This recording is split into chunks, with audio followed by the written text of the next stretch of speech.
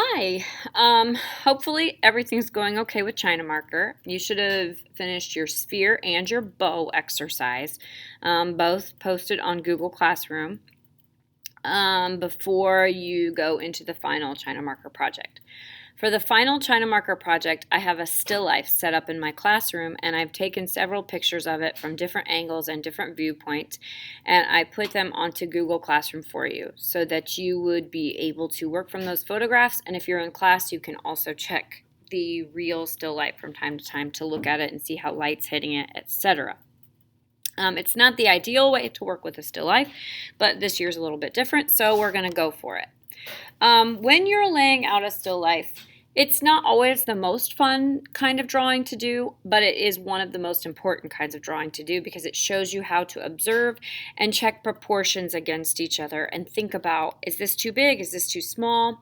So I chose to work from this picture, and some of you may actually choose to work on the same picture zoomed up on the 3 light on dark objects. Okay, so we have this little angel figurine over here. Up here we have a goblet, and then finally we have the skull. And working with white objects on dark really gives you the chance to use the China marker well.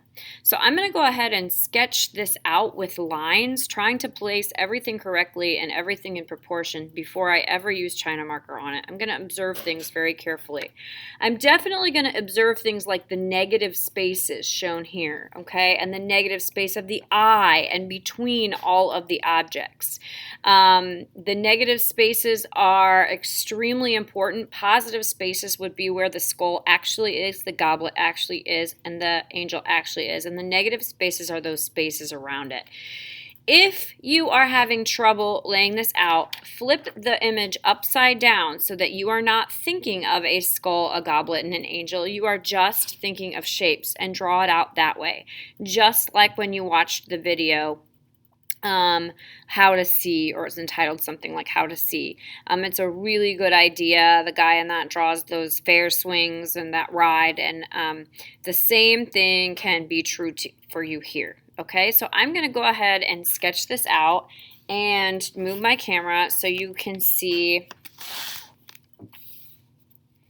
how I am doing it here. And I'm just using a regular pencil for this because you may want to erase these lines. Be careful not to go too dark, but you do want to see your paper on the pencil. I am comparing this space right here with the top space on my page. So I want that negative space. I'm just going to put that negative space in to kind of know where I'm at. Then I'm going to look over here at this goblet. I want that negative space beside the goblet also to be in. So I'm just sketching very lightly, very quickly to put this goblet in.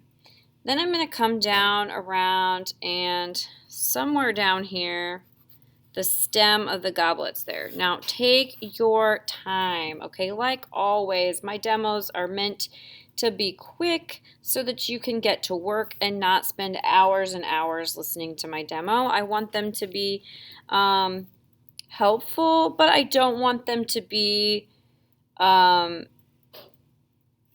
want you to stop and take your time with it. I don't want this to be the just end all exactly how you do it. So just remember that they are demos. Here are the insides of the nose, and I'm just looking, evaluating those nose holes right there. I don't know if they're positioned quite correctly. Those look a little bit big, but I'm going to go with it for now. And you can always erase and adjust once you get things in. That's why it's important not to draw too dark when you're drawing things out.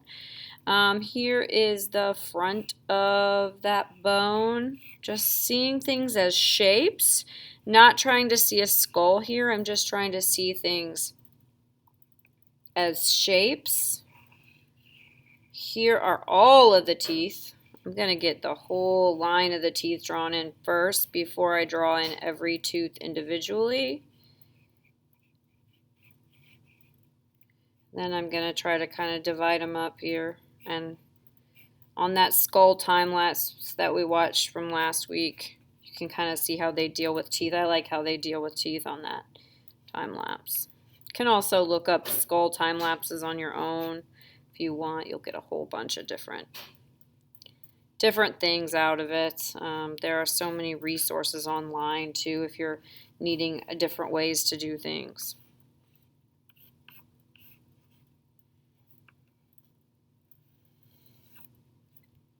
Okay, this is a very rough skull, but it's not too bad.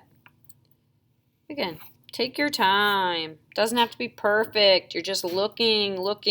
Now I see that my skull overlaps in front of my goblet, and I see that the wing of this little angel overlaps in front of my goblet as well.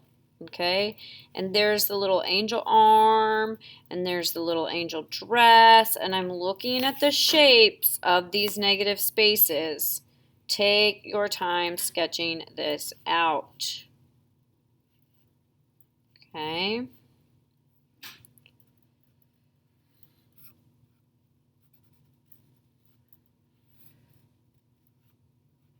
Okay, I got the little hairline in of the angel, the kind of the little eyes, the little nose, and then it has like a little mouth on it.